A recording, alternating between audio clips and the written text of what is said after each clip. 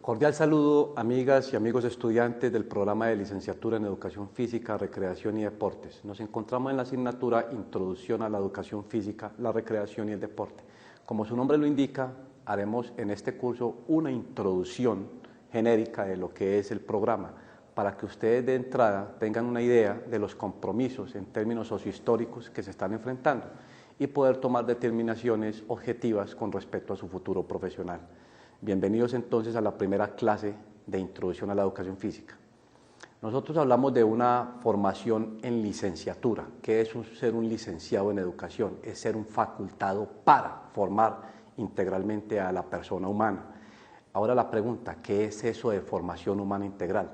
A nosotros en la escuela nos han dicho que la institución tiene como propósito la formación humanamente integral.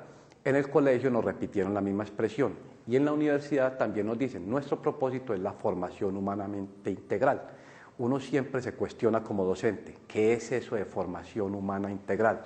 Entonces la idea en esta primera sesión del curso de Introducción a la Educación Física, como componente de la primera unidad, será esclarecer esa expresión formación humana integral. El concepto de formación humana ha sido tomado por distintas áreas del conocimiento, entre ellas la antropología, podríamos hablar de la sociología, de la pedagogía, la didáctica también nos hace acercamientos. El contexto que yo les planteo en el día de hoy va a ser filosófico y una área específica es la ontología.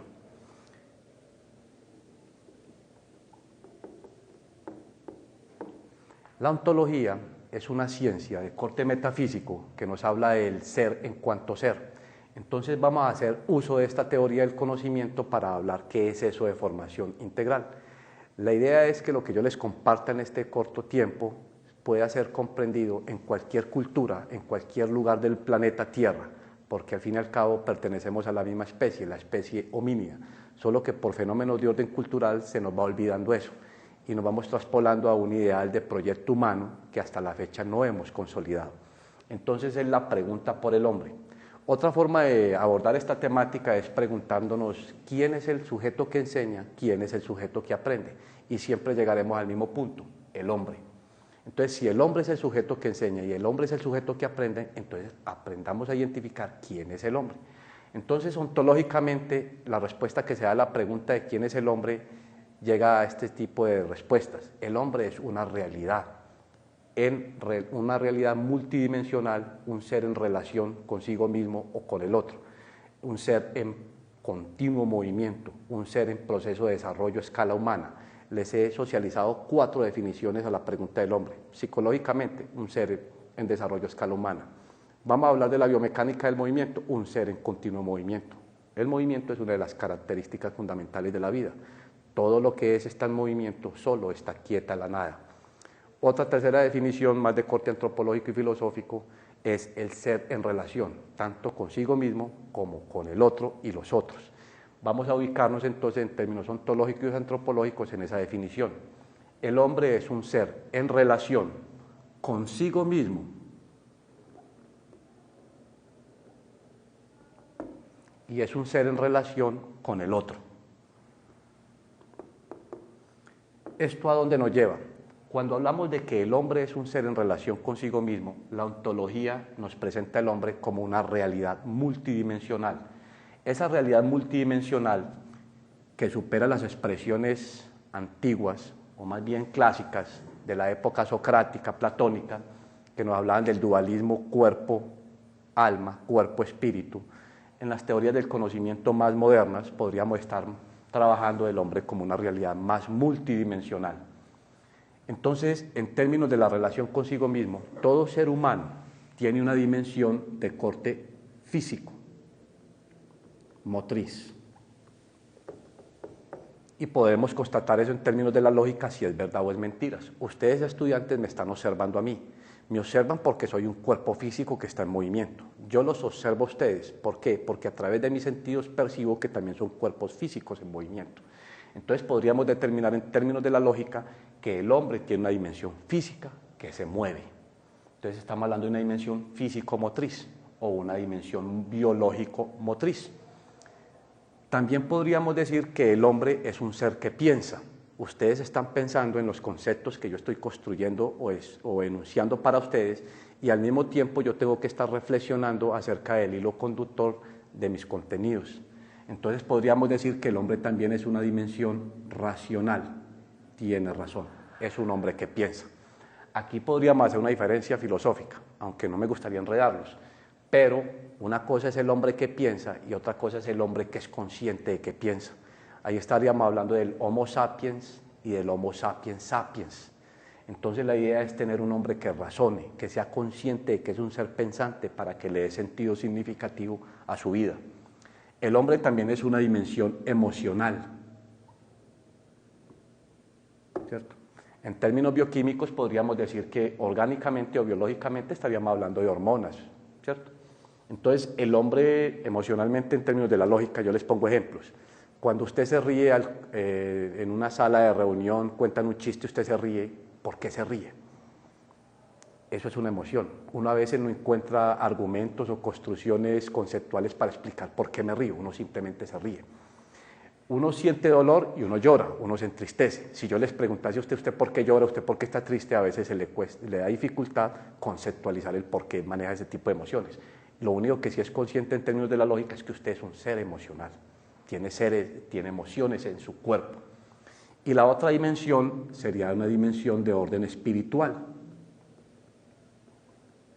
Ese concepto espiritual, está bien que estemos en una universidad confesional como la Universidad Católica del Oriente, ¿cierto?, donde el lema de nuestra institución es ir tras la verdad por los caminos de la fe y la ciencia.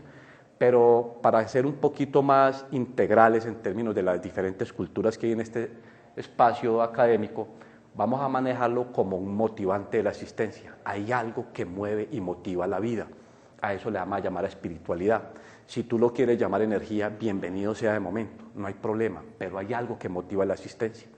Cuando uno lee Carl Sagan en Los Dragones del Edén, él llega y plantea por ahí en su quinta, sexta unidad del texto, habla de un temita que lo llama el vigía nocturno. Él dice, si la conciencia de uno es la que gobierna el hombre, entonces ¿qué pasa cuando el hombre entra en un sueño profundo y su conciencia está dormida? ¿Quién le dice a esa conciencia a las 5 de la mañana que el reloj despertador está sonando? Hay algo que motiva la existencia y a veces no es nuestra razón. Si fuese nuestra razón, yo les preguntaría, ¿qué hace que su cuerpo respire las 24 horas del día si usted tiene su mente ocupada pensando cosas? ¿Qué hace que su corazón lata las 24 horas del día si usted tiene su mente ocupada pensando cosas? Usted podrá decir, no, que la tiroides, que la hipófisis, que el sistema nervioso central, y a eso siempre le responderé yo. ¿Y quién hace que el sistema nervioso central piense y ese tipo de órdenes? Siempre vamos a llegar a un punto, a una encrucijada donde no vamos a tener respuestas. El hecho es que hay algo que motiva la vida, y a eso le vamos a concebir como el espíritu. Entonces estamos diciendo que la primera formación que un maestro debe promover en un grupo de educandos es que el hombre aprenda a dialogar consigo mismo. Estamos hablando de 4 dimensiones macro. Parto de esta teorización que todo lo demás que pase por sus cabezas y sus mentes está ahí incluido. Todo, absolutamente todo, ¿cierto?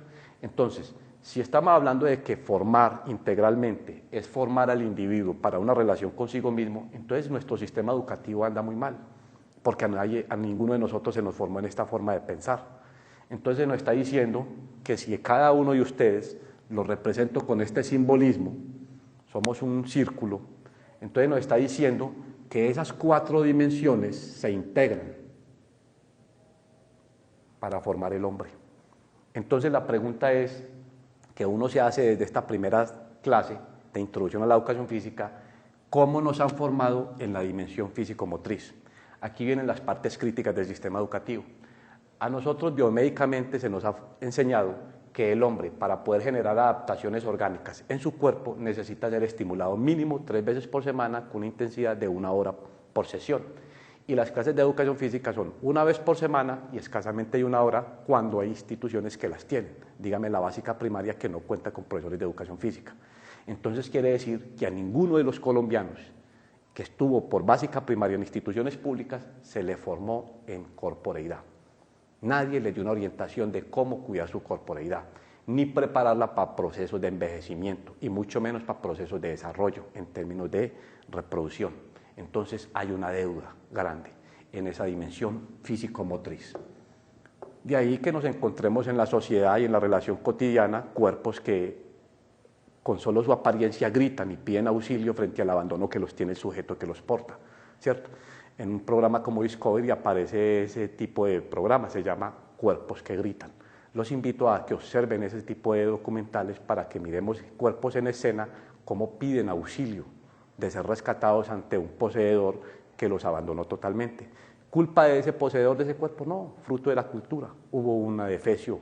¿En qué momento de la historia? Lo desconozco. Sería algo para investigar y de mucha importancia. La razón. Yo diría que aquí es donde más se hace énfasis. Se nos enseña a desarrollar habilidades conceptuales para después desarrollar habilidades de pensamiento y todo se da a nivel de la corteza cerebral, ¿cierto? Entonces tenemos una razón que en términos del calendario escolar es la que más ocupa tiempo. En términos de las emociones, ¿a qué niño se le ha enseñado a tolerar, a controlar su ira? ¿A qué niño se le enseña a ser afectuoso con papá y mamá? ¿Qué profesor enseña la teoría del abrazo? ¿Qué profesor enseña la teoría de la risa? ¿Qué profesor en una clase genera un espacio para el encuentro interpersonal? También es otra de las dimensiones muy anulada en el proceso de la famosa formación humana integral. ¿Y dónde dejamos la espiritualidad?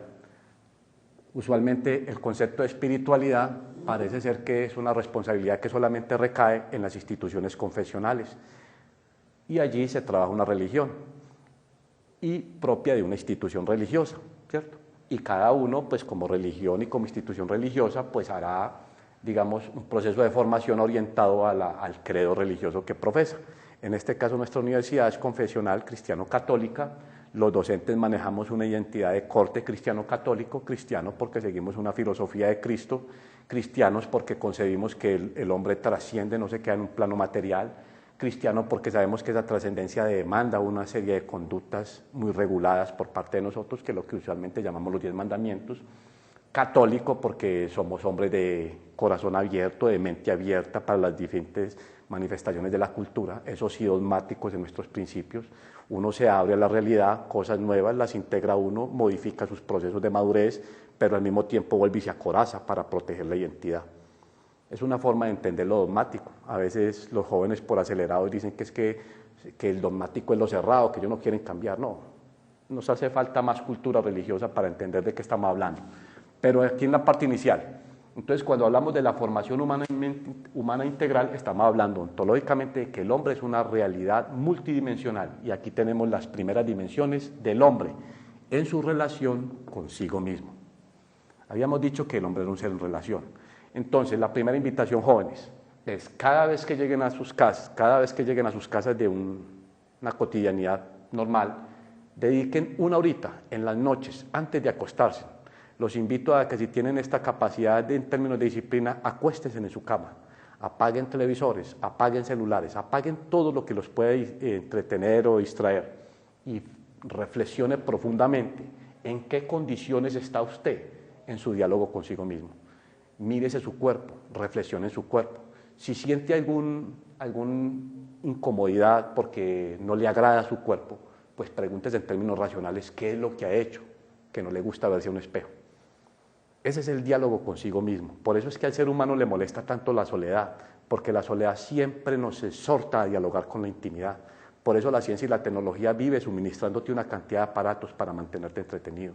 Porque lo que menos interesa en una sociedad capitalista y a veces cosificante, porque le roba a uno la capacidad humana y espiritual, es que usted no piense en la vida. Esa es una de las magias de la tecnología, mantenerlo envuelto a usted para que usted no reflexione en la existencia. Es un ser que nace, es el único que es consciente de que nace y algún día va a morir. La pregunta es, entonces, ¿por qué no se cuestionan y cambiamos esta forma en que nos comportamos? Entonces, pregúntese, ¿qué abandono ha generado en su cuerpo físico? ¿Qué abandono ha generado en su cuerpo racional? ¿Tienes buenas riquezas conceptuales para tener habilidades de pensamiento? Si no las tienes, te toca leer y estudiar mucho, porque yo no puedo decir que tengo habilidades de pensamiento si no tengo habilidades conceptuales. Y los conceptos se adquieren a partir de la memorización, de definición de conceptos. Lo emocional, pregúntate en tu intimidad, ¿Cuántas veces le expresas afecto a tu padre, a tu madre, a tus hermanos, a tus amigos, a tus vecinos? Ese es el componente emocional. ¿Qué tanto te valoras a ti mismo? ¿Qué tanto te animás, te motivás, te acariciás? Es que hasta la mera ducha es una caricia de nuestra corporeidad. A veces hasta el ducharse se volvió algo tan pasajero en nosotros, pero eso es un diálogo íntimo con nuestro cuerpo físico, porque yo lo estoy acariciando y lo estoy tocando. Podría ir más allá, podría decir que es una relación erótica consigo mismo, y no necesariamente masturbatoria, jóvenes. Lo espiritual, ¿qué tanto he pensado en mi destino? ¿Qué tanto he pensado en mi origen? ¿Hacia dónde iré yo después de la muerte? ¿Será que tanta magia que es el universo y que es el planeta es algo que es pasajero? ¿Será que esto termina aquí ya? Pues yo personalmente, jóvenes, me niego a aceptar eso. Yo no puedo albergar la posibilidad de pensar que el sentido de la vida es simplemente conseguir dinero, comprar cosas y buscar el reconocimiento de otro ser humano que me diga que he progresado mucho, cuando yo siento vacíos internos. No, la cosa hay que orientarla por otro tipo de vectores. Entonces, la primera definición de formación humana integral es la formación en el diálogo consigo mismo, en la relación consigo mismo. Un buen docente debe promover en sus escenarios de clase este diálogo permanente entre estas 4 dimensiones. Y les digo esto, jóvenes, porque es un problema que acontece en todas las instituciones educativas del mundo. No nos han formado integralmente. Y ahí van dándose cuenta ustedes los vacíos que nos han ido dejando. Entonces, si yo no aclaro esto con ustedes, el problema se va a repetir. El problema se va a repetir. Entonces, la idea, jóvenes, es que nosotros pongamos un sello que nos identifique en nuestro ejercicio profesional como docentes o como maestros, que al menos nuestra formación en pedagogía didáctica sea muy clara y sea muy orientadora a procesos de formación y de construcción de civilidad. Entonces, cada vez que se me encuentren con un educando, con un grupo de estudiantes, amigos, siempre van a ver ese hombre como una realidad multidimensional. No lo vean simplemente como un joven, un niño, un adulto al que hay que darle conceptos a ese neocórtex y para de contar. No, tu tarea, maestro, es las 4 dimensiones.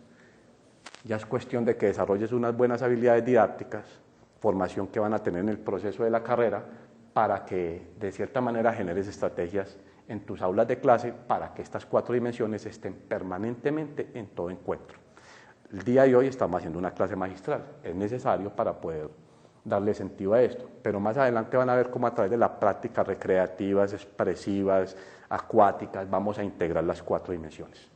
Les decía también que la ontología, la antropología, también dicen que el hombre es un ser en relación con el otro. El ser en relación con el otro, entonces estamos hablando de este hombre en relación consigo mismo, multidimensional, que se relaciona con la familia, con la sociedad, con el ecosistema natural y con el misterio. Entonces, este hombre, sujeto individual, hembra o macho, se van a juntar en parejas y van a constituir una familia. La estabilidad de esa familia dependerá del equilibrio físico-motriz, racional, emocional y espiritual de cada uno, de papá y mamá. Si esos 2 sujetos se juntaron y tenían vacíos en una de estas dimensiones, el problema se va a heredar a las futuras generaciones. Entonces, las familias serán familias ejemplares y bien estructuradas cuando la conformen una pareja de hombres integrales en términos de la relación consigo mismo. La familia forma la sociedad. La sociedad se puede entender como un conjunto de familias. Si esas familias fueron formadas por hembras o machos enfermos, entonces la sociedad se va a enfermar. Un problema que tenemos en Colombia, un país de 47 millones de habitantes, donde las estadísticas nos muestran un 50 a 70% en estratos 1, 2, 3. Y teóricos económicos asiáticos dicen que nuestro país puede albergar 90 millones de habitantes y todos en estrato 7. Es decir, que todos podríamos ser ricos. Ningún colombiano tendría que trabajar con toda la riqueza que hay en este país. Podríamos traer personas de otros países para que trabajasen aquí y nos mantuviesen como reyes.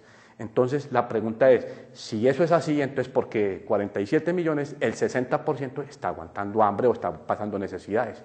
Quiere decir que tenemos un problema de corrupción extrema en nuestro país. Y corrupción no solamente de corte político, económico, corrupción físico-motriz, corrupción racional, corrupción emocional, corrupción espiritual, corrupción familiar, corrupción social. Si la sociedad está enferma, ¿quién va a proteger el ecosistema natural? pues somos seres que habitamos un planeta, y si el planeta se destruye, la manifestación de la vida morirá. Ni siquiera se nos pasa por la cabeza que todo el desarrollo de una sociedad en términos económicos, científicos y tecnológicos debería estar supeditada a la protección del medio ambiente. Lo estamos depredando. Hoy en día nos matamos por agua, hoy en día nos estamos matando por aire. Ya una botellita de agua puede valer más que una gaseosa. Vayan viendo esto hacia futuro, lo que nos espera. Y el misterio, pues algo que nos orienta hacia allá. Lo voy a dejar aquí porque esto es un componente bastante complejo, porque en lo místico yo podría decir que lo puede estar lo trascendente. Yo debo cumplir con todo un proceso ordenado en términos de lo estético para poder acceder a un plano trascendente, de lo material a lo espiritual, o ambas, todos. Puedo hablar de otras teorías religiosas que nos hablan de mundos paralelos también, pero para poder acceder a ese mundo paralelo se supone que debo mostrar que soy un ser equilibrado, y hasta la fecha la sociedad, con su acontecer histórico, nos ha mostrado que no somos seres equilibrados. Es aquí donde ustedes, licenciados en educación física, desde este componente físico-motriz, o desde el componente motriz, específicamente motriz, que es nuestro objeto de estudio en la carrera de educación física, incidirá sobre las demás dimensiones del humano, incidirá sobre las demás dimensiones de la relación. Entonces, educador físico, nuestra tarea no es solamente enseñar a mover, es a partir de ese movimiento físico formar una persona integral, que sea capaz de relacionarse consigo mismo, con la familia, la sociedad y el ecosistema natural. Eso es educación física, recreación y deporte, jóvenes estudiantes. Bienvenidos.